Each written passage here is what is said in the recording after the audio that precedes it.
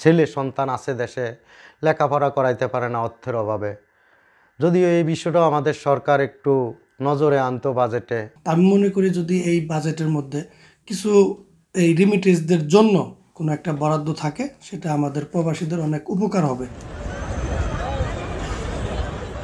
দেশের বাইরে প্রায় 1.5 কোটির কাছাকাছি প্রবাসী বাংলাদেশের বসবাস। জীবিকার তাগিদে নিজের সুখ স্বাচ্ছন্দ্যকে জলাঞ্জলি দিয়ে পরিবার তথা দেশের জন্য কাজ করে চলেছেন এই মানুষগুলো, যারা রেমিটেন্স যোদ্ধা হিসেবেই পরিচিত। যে রেমিটেন্সকে বলা হয় বাংলাদেশের অর্থনীতির মূল চালিকা শক্তি। কিন্তু এই রেমিটেন্স যোদ্ধাদের জন্য জাতীয় বাজেটে রাখা হয় না বিশেষ বরাদ্দ।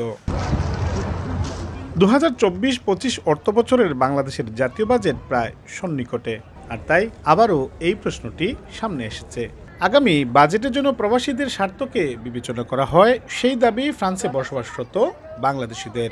একই সঙ্গে দূতাবাসগুলিতে প্রাক বাজেট আলোচনায় প্রবাসীদের অংশগ্রহণ নিশ্চিতেও দাবি তাদের।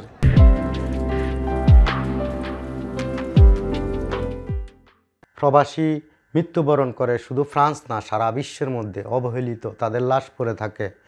যদি কিছু বরাদ্দ থাকতো, মিনিমাম ওদেরকে একটা অংশ সহযোগিতা করা যেত। অনেক প্রবাসী বাংলাদেশি অনেক গুরুতর অসুস্থ হয়ে বাংলাদেশে ফেরত যায়, পঙ্গু হয়ে যায়।